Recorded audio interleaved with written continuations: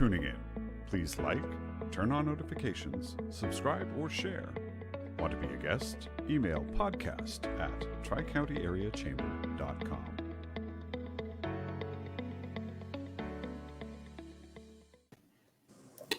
Hi, everybody, and welcome into this episode of Chamber Chat Live. We are on Facebook Live. But before we begin, we would like to thank our 2021 Mission and Vision partners, our MVPs.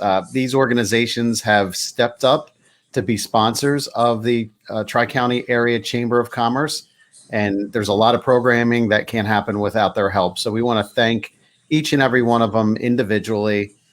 Tri-County Area Chamber of Commerce 2021 Mission and Vision partners. Good afternoon, everybody. My name is Bill Vitiello. I am the Director of Institutional Relationships and Marketing for the Victory Bank in Limerick. Welcome again to another episode.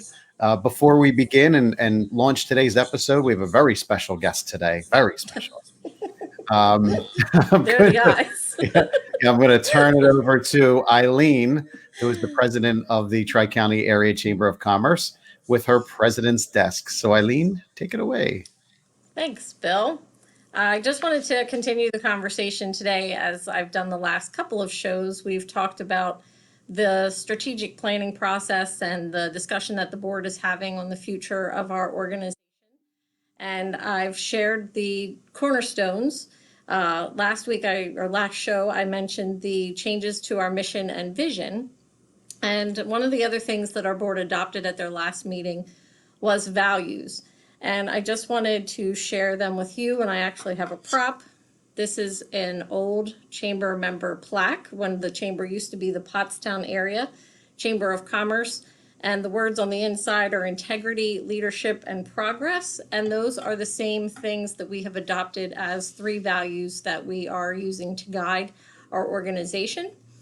Integrity means good fiscal stewardship, ethical decision-making, and transparency in all matters, which we try and do. This is, again, our members' chamber. We work for you, so we want to make sure that we are working in your best interests and staying honest and open about everything that's going on within the organization. Leadership, build and maintain a positive business environment, practice servant leadership, accept accountability, and embrace diversity. Again, through our different programs that we offer, we're able to focus a little bit more on that leadership component, also in the service of our board of directors, as well as other volunteers serving to fill that leadership piece and act in a way that identifies us as a leading organization. And the last item is progress, create community and regional partnerships, achieve goal alignment, pursuit of increasing investor value, and adaptability to an ever-changing marketplace. I think we're doing that, whether we liked it or not. The progress piece has come into play over the last year, and we've really had to adapt, really align our goals with what our members needed.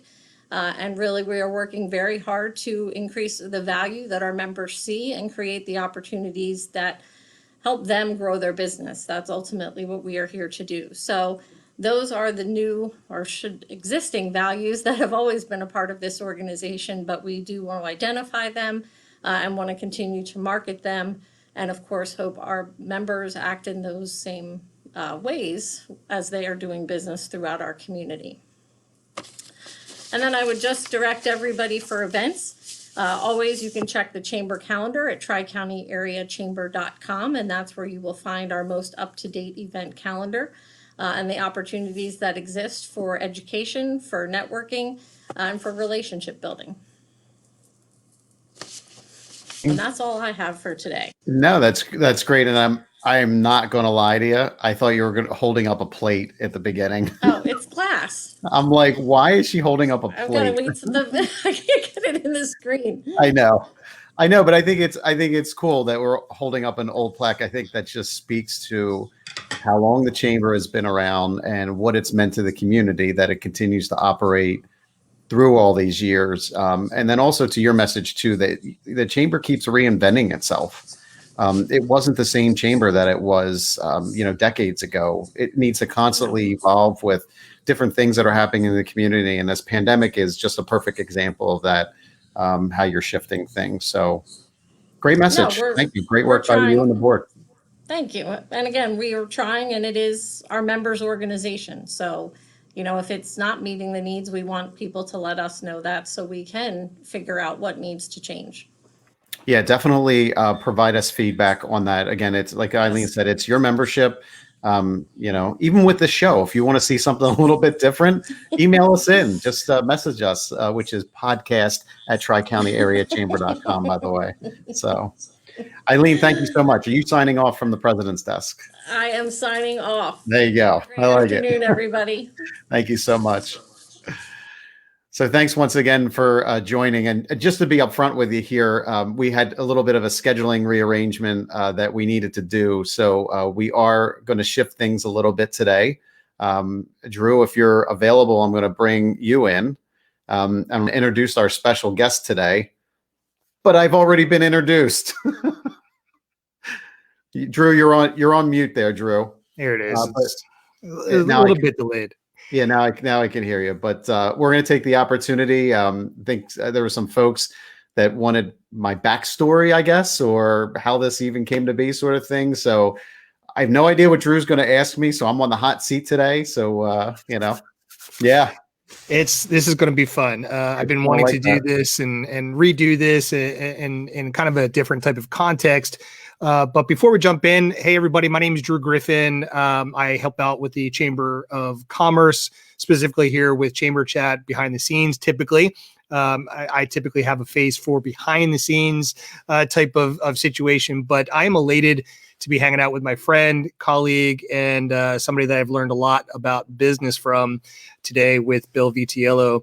I run a small boutique development firm, a marketing firm, and that's kind of what we do behind the scenes with all this kind of stuff. And, today I wanted to first come off and recognize the amount of work that you do here, volunteering with Chamber Chat.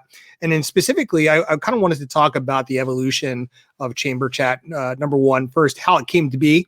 And then secondly, where it is today and where we see things going, or at least where you see things going with this. And I'd love to hear a little bit of your backstory about Chamber Chat in of itself, and why you actually brought this to the table with the Tri-County Area Chamber of Commerce, and the opportunity that has provided you to connect with chamber members and other types of businesses and that sort of thing.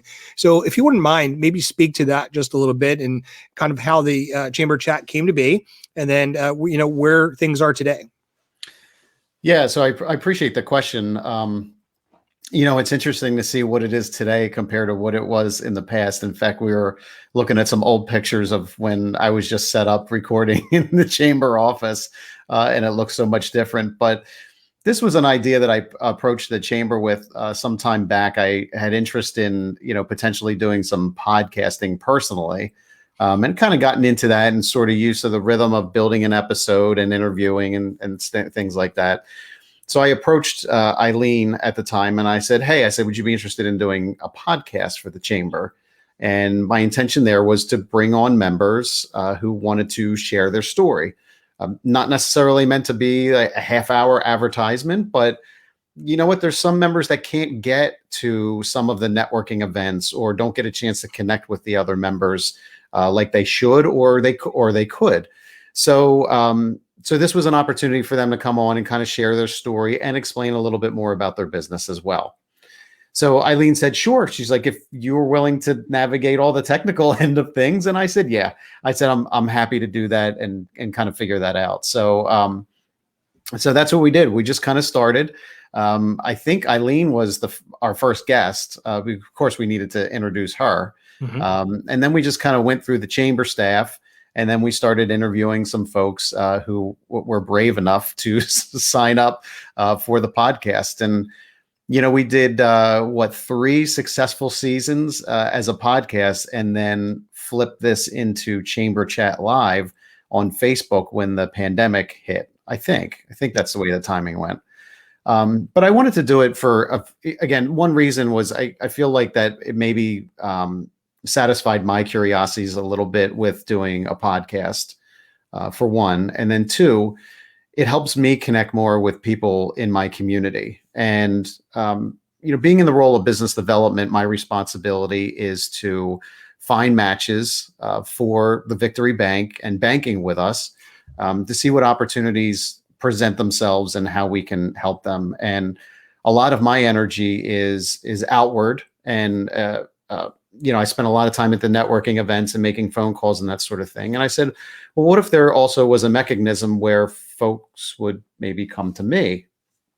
And I still develop those relationships in a little bit different way. So I got a chance to meet so many great people. Some of them have developed relationships with us and me.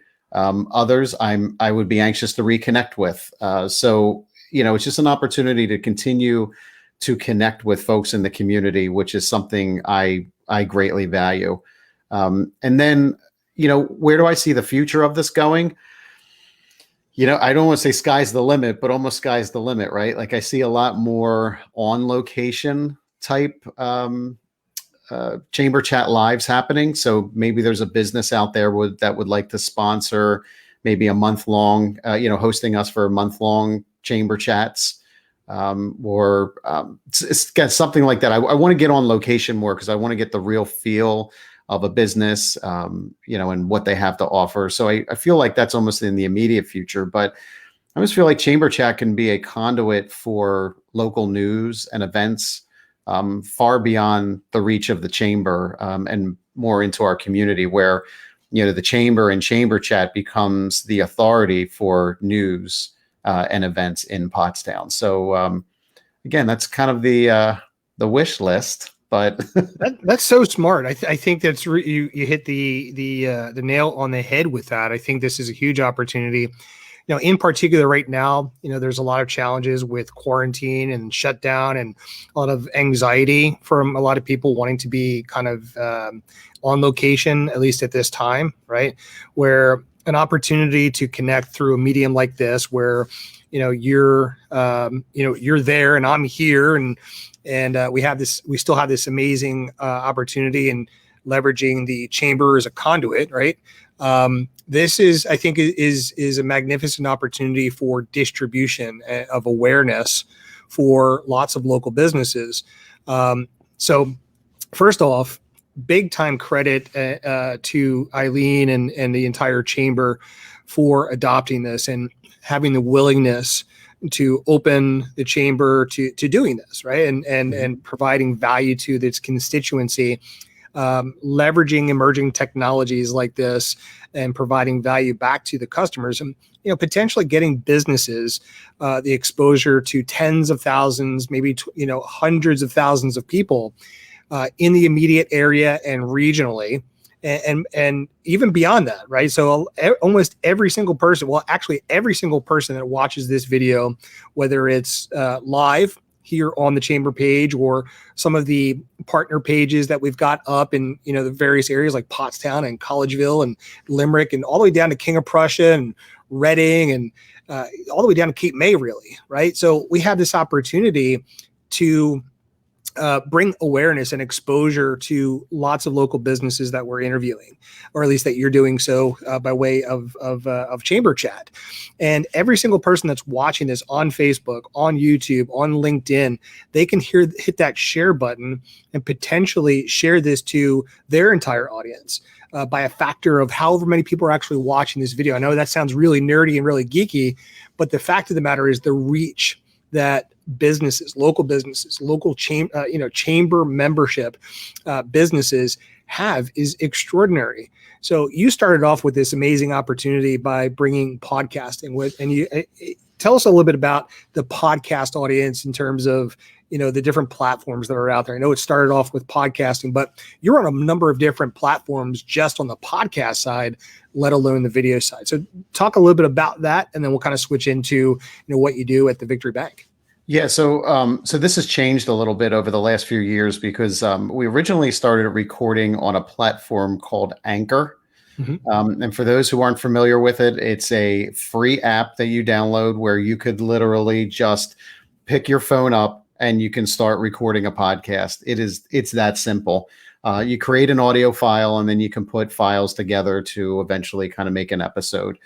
But what Anchor does for you, it actually distributes it to a number of other different channels. And again, forgive me because I haven't been in the audio portion of it in a while, but Spotify had purchased Anchor, and they have done some consolidation of some channels. So, at minimum, you're going to get it on Apple iTunes. You're going to get it on Google Podcasts, or I'm sorry, Apple Podcasts, Google Podcasts, Anchor still as an option. Also Spotify. I think there's Stitcher, TuneIn. It's basically wherever you want to find a podcast, you're going to be able to find Chamber Chat. And what was interesting, you were saying before, Drew, about, folks maybe outside of the market.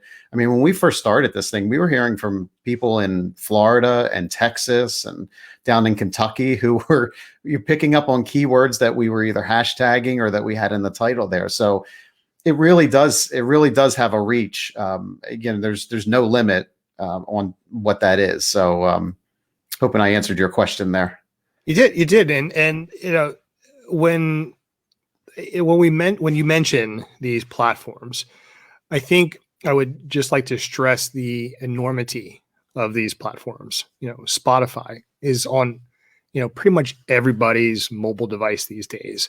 iTunes, it comes standard on all iPhones, right? And Google Podcasts comes standard on pretty much every Android device that's out there. So the potential reach that you have when people discover your podcast is absolutely extraordinary. And I think the immensity and the opportunity just may not be realized by everyone that might be listening or watching to this right now. Starting off with just that, and that's, putting it lightly, you have an enormous opportunity to reach a lot of people with your voice, and an opportunity to send them to your websites and all your different offers and that sort of thing. And I think that is something that's pretty extraordinary that I think most people don't, may not realize, the opportunity. So we would invite everyone collectively, if you are a Chamber member and you would like to appear on Chamber Chat, reach out to us, right? Reach out and find a way to, present your business. We would love to do that for you. And I think there's huge opportunity to bring awareness, not only just in the immediacy of the Pottstown and the Tri-County area, but even beyond that as well. So if you've got customers in the region and across the United States or even internationally, right? This technology, the ability to watch this video is not limited just to this local area. So I think this is something that, I just wanted to stress a little bit, outside of our immediate conversation, that this is a huge opportunity for people to leverage the Tri-County Area Chamber of Commerce, as a chamber member, to get your word out, to get just another way to get your word out, not only just to this community, but the general area as well. So, Bill, I'd like to transition a little bit. Hold on, just real quick. I'm sorry. I just wanted to add one thing before you do that. Yeah. I think we've seen the most success from businesses who are taking this episode and sharing it with their network. It's one thing for us to put it on this channel and let it live there and some of these other channels, but it's another thing that the business winds up promoting it. And that's where we're seeing the most success. So if we interview the local pizza shop or whoever it is, and they put on, hey, we were on Chamber Chat, check out our interview. That's where it reaches potentially even more people rather than just showing up in their feed. You're getting a direct share from that business who is promoting themselves. So that's, again, I would encourage anybody to be a guest on here. If you're nervous about being on camera, again, you can look at Drew and I. We both have faces for audio. Right. And if you're nervous about the interview portion of things, I'm happy to chat with anybody prior if you feel like that's going to make you a little bit more comfortable. But I also think that you can talk to any one of our past guests and they will say, you know what, this was a lot easier than I thought it was going to be. So I just would encourage you to reach out to the chamber and ask to be a guest.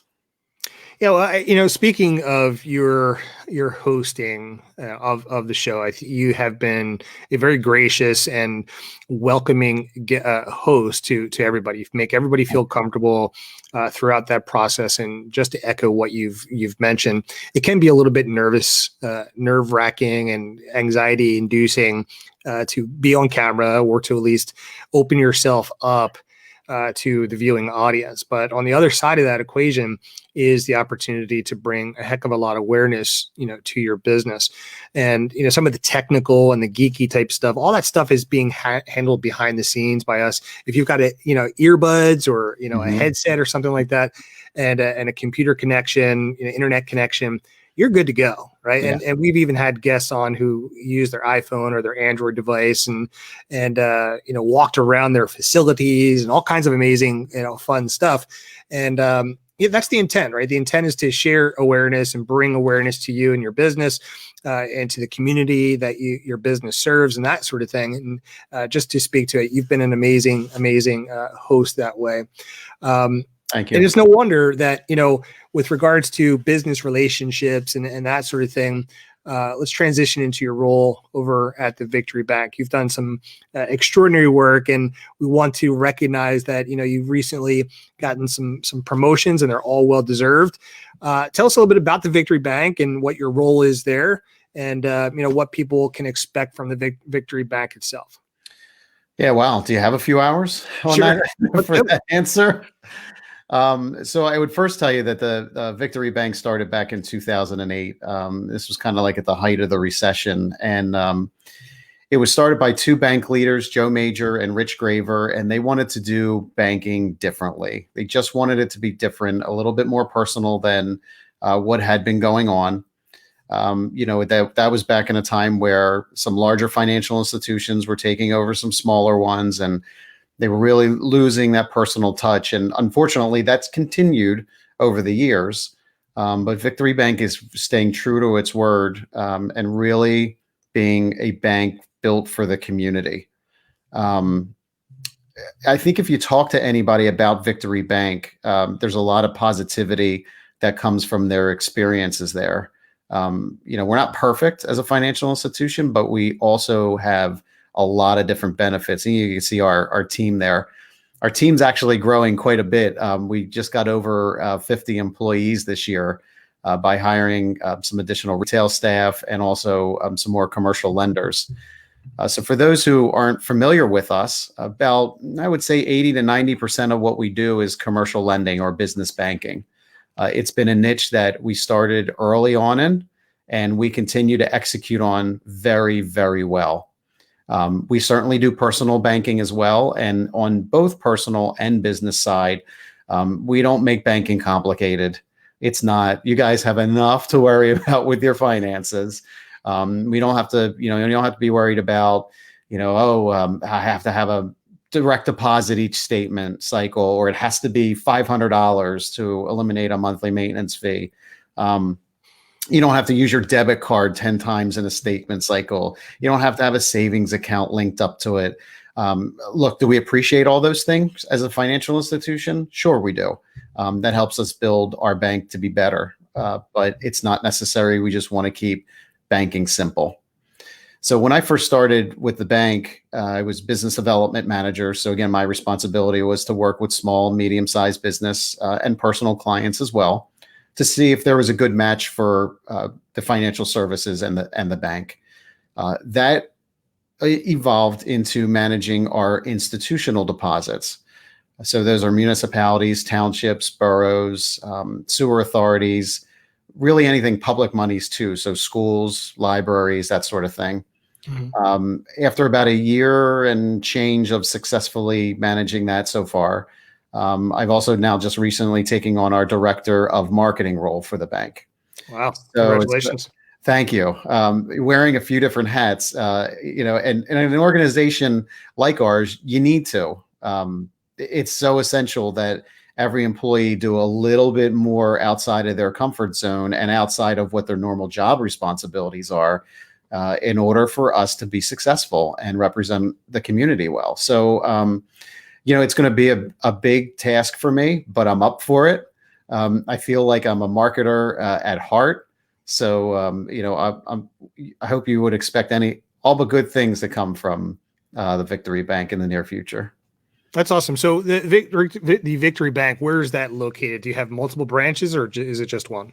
Yeah, so we have the one retail location. By retail, we mean a branch where you can transact business, whether you're a personal or a business customer. We also have 3 drive-through lanes. We actually just added a third with the pandemic. There was a lot of folks that just weren't coming into the branch, and we get it. We totally get it. We want everybody to be safe, including our staff and our clients. So we added a third one where you can pass some larger documents. We even had a customer pass through a bucket full of a wrapped coin for deposit into their account. So we know it can handle quite a bit. I mean, if it can handle like a bucket of chicken, if somebody can deliver us lunch, that's no problem. There you go. We also have what we call in the financial services industry is a LPO, or loan producing office. So this office is located up in Wyomissing. Okay. And that's helping that Reading and Wyomissing community with commercial lending solutions as well. So no retail branch up there, but it serves the community very well. With electronic banking, it's not necessary that our customers live or are actually in the direct market that we serve. We have customers all over the place. Customers up in Lehigh Valley. Come down through the 309 corridor. You come down, we're in the city of Philadelphia. We're King of Prussia. We have some exposure in Exton, Westchester area, Lancaster, Reading, and then, of course, in Limerick, Pottstown, Sanatoga, Collegeville. Our footprint goes much further than people may think, when you think of one retail branch location. That's amazing, and I know that you do amazing work on the local level. I know that you've been doing some some business type of events and that sort of thing right at that particular branch in the past until COVID and the quarantine and all that kind of stuff kind of hit hard. So I want to touch on both of those as well. And I know you're probably pressed for some time, but I know that you've done a tremendous amount of work with the whole PPP situation, and you're also doing your business series and that sort of thing. Tell us a little bit about the business series that I think you've got something coming up relatively soon, and how people might be able to find and participate in something like that. And maybe touch a little bit upon, the whole experience with the whole PP loan process and how instrumental the Victory Bank was in that. Yeah, so I'll talk about the PPP first. So for those who aren't aware, the Victory Bank is an SBA-approved PPP lender. We're also SBA-approved too. So even past this PPP, we are approved to lend. Our first round, we did, if I remember the numbers correctly, almost 70 million and 550 applications. Wow. Affecting roughly 800 local jobs. Wow. So 800 local jobs. So these were people that were able to stay employed because they could come to Victory Bank and get lending that was necessary for the business to continue. So we are remarkably proud of the work that we did in the first round. I mean, when I told you it took a team to really put all this together. We were dealing with unprecedented loan volume, something that we had not been built for. But individually, each of us were built to understand how to serve the customer, how to make things happen. And we adjusted how we need to adjust it. And we made it happen. And I know there's other financial institutions out there that did the same thing.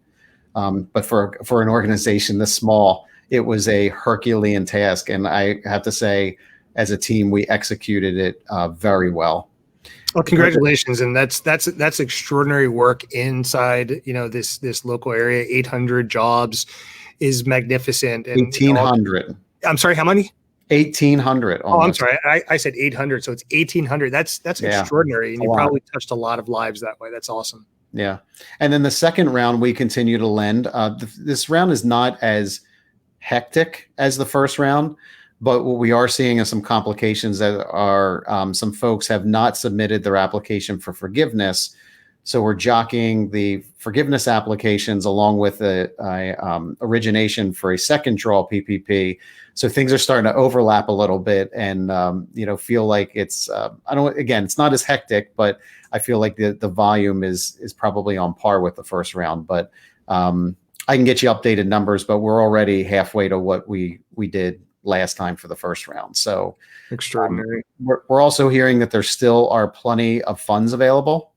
So again, there's not that sense of urgency by businesses right now to jump in. And again, that's why we're not seeing the volume. But But again, if anyone's interested in learning more about it or want to have a further discussion about it, I'm happy to chat with them or connect them with somebody in our team who can. So that's awesome. Then, so what's the best way to reach out to the Victory Bank? Yeah, so you can reach out to info@victorybank.com. That's probably the easiest. I mean, you can reach me by email. It's B and then Vitiello@victorybank.com. But again, if you just email info and just reference that you saw this chamber chat or you wanted to speak with me directly, the message will get to me. They send me stuff all the time. So we're good there. And then I want to answer your second one was, it was back in the beginning of 2019. Trying to get my timing right there. Back at the beginning of 2019, where I had this vision of just bringing people in the community into Victory Bank. They could be clients of ours. They didn't have to be clients of ours. Just wanted them to be part of the community space that we built. So I started the Victory Bank Business Series. And this was an opportunity for folks to attend and listen to subject matter experts in their respected fields and how that could better their business practices. So we've had a number of guests on there. We've had somebody who's spoken about island marketing. We've had a leadership discussion. We've had tax conversations. I can't even list them all. There was some other ones too, that process improvement was another one. So we had about a dozen of them, and then the pandemic hit early 2020. So we took some time over 2020, regrouped a little bit, and now we actually have our next one is going to be February 18th, which is next week. And it's basically going to be navigating tax issues during a pandemic. So we have Dan Nickisher from RKL LLP. He's a partner and also small business consultant.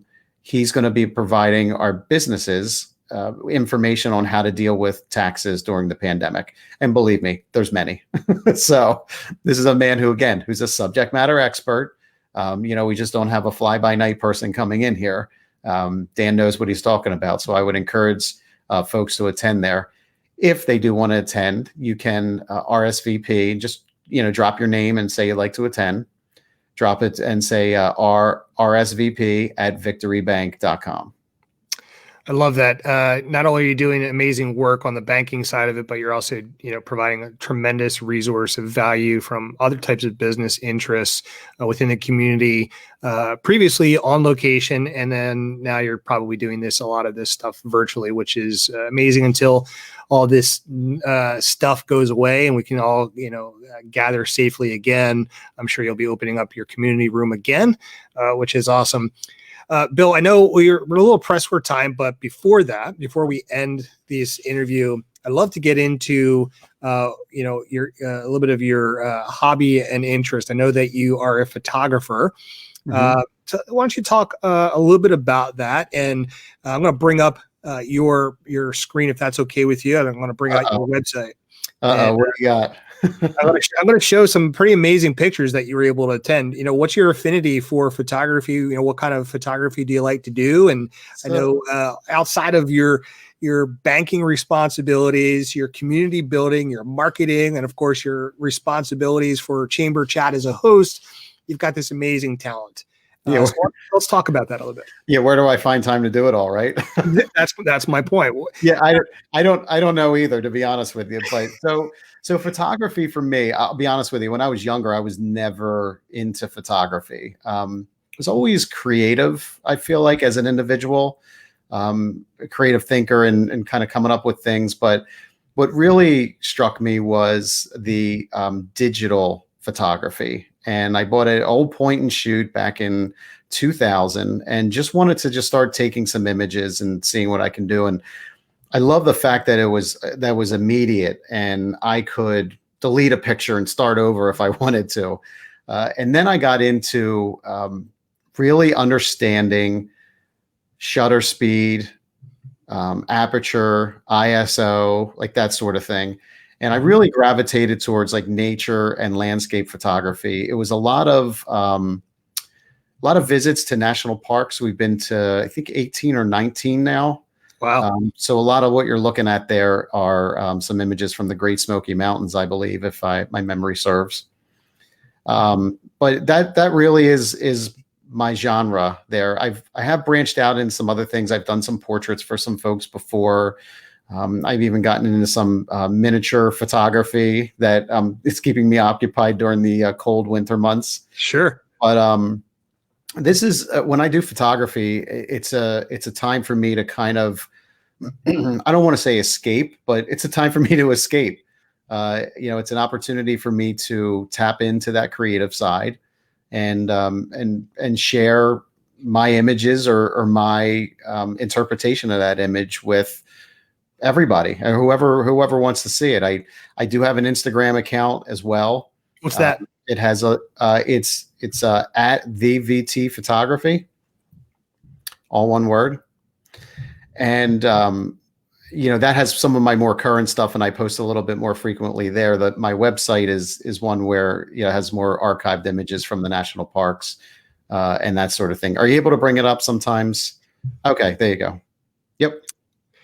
Yeah, I highly recommend everybody go and follow Bill. I really like your eye. I've been really impressed. I think you had an image of a fox in the snow, if I'm not mistaken. I thought that was an amazing. It was a fox, right? Yeah. So, all right. So, can you bring that? Can you bring up the Instagram account? Would you mind? Yeah. Let me see if I can do that while you talk. And I'll tell you the story of it. So, I happen to live close to an open field here and have witnessed this fox over the last whatever, how many years it is at this point, almost 10 years, 9 years maybe. Occasionally, and I don't know if it's the same fox, it might be part of the family or whatever.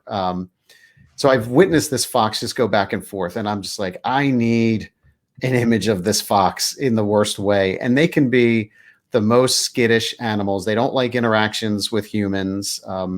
Any type of movement, they have very, very acute hearing. That's it. So if you scroll down a little bit, you'll see the images of the foxes. But I wanted an image in the worst way, and I actually also wanted an image of the fox in the snow. So there was one day here, I kind of tell the story a little bit there, but there's one day it started to snow, and I said, you know what? I know he comes out during the snowstorm. I also know he comes out towards the end of the day. So let me go down, and I dressed myself in all lighter color clothes. So I kind of blended in with the environment a little bit. Mm-hmm. And I hunkered down in between a tree and a larger bush that is on the border of my property, just to act as almost as a blind, so the fox doesn't see me. And he was just roaming around there, and I took every opportunity to snap images, and it was the moment for me. And they say, some people might say, wow, how do you get these images? You must be so lucky and whatever. And luck is where preparation meets opportunity, right? Yeah. So I prepared myself for the image. I knew my camera settings. I knew what I needed to wear. I needed what environment I was. And then the opportunity presented itself. He came out. So, it's finally the image that I had wanted all these years, on my property, and there he was. So, but I get around the different areas. If you scroll down there a little bit more, I get around the different areas in the community and kind of take one off. That's one from Jake's Flea Market. The dolphin there is from Cape May.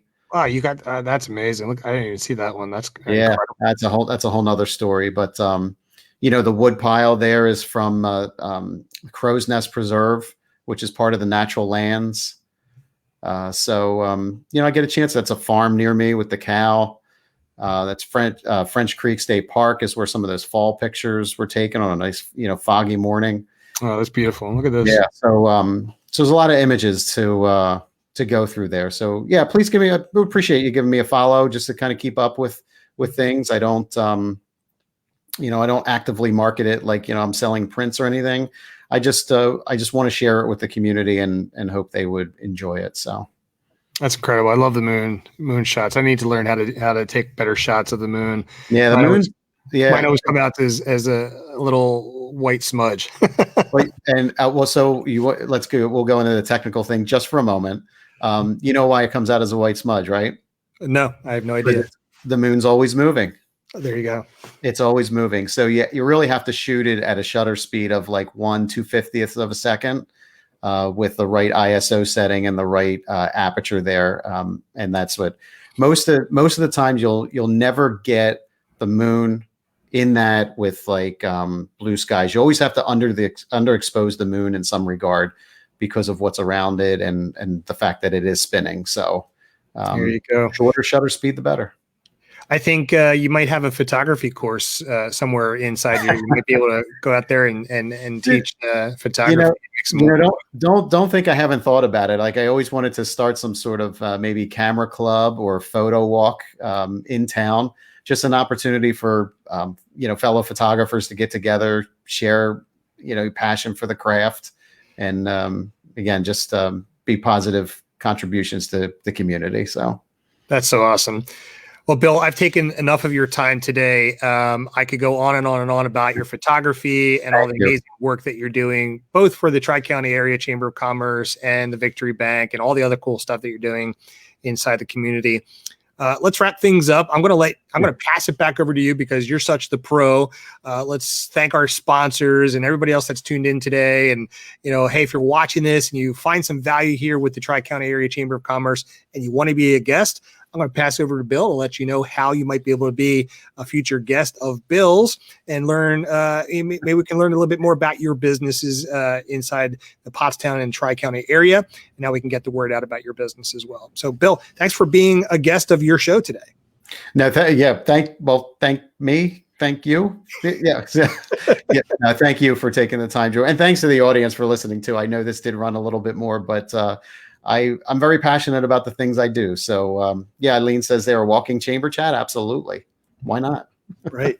But thanks once again for tuning into this episode. Again, I would encourage anybody who does want to be a guest to please reach out to us at podcast@tricountyareachamber.com. If you'd like to reach me, feel free to send a message via email to info@victorybank.com. I'm happy to connect with you. Even if you have no banking business and you just want to connect, I'm happy to do that. I actually had somebody reach out the other week and said, hey, you said to reach out, so I'm reaching out. And I said, that's what it's there for. So I have, no problem with connecting. But Drew, awesome. my thanks to you for doing all the behind the scenes, and you are an excellent producer as always. So thank you. You got it, Bill. Let's thank our sponsors too, and then we'll wrap things up. Yep. Thank you once again to our 2021 Mission and Vision partners, our MVPs. Take a look at them there on the screen. They have been kind enough to donate their time and their efforts to making this chamber better and making this programming better for you. So thank you once again to our 2021 MVPs for the Tri-County Area Chamber of Commerce. Thank you for tuning in. Please like, turn on notifications, subscribe, or share. Want to be a guest? Email podcast@tricountyareachamber.com.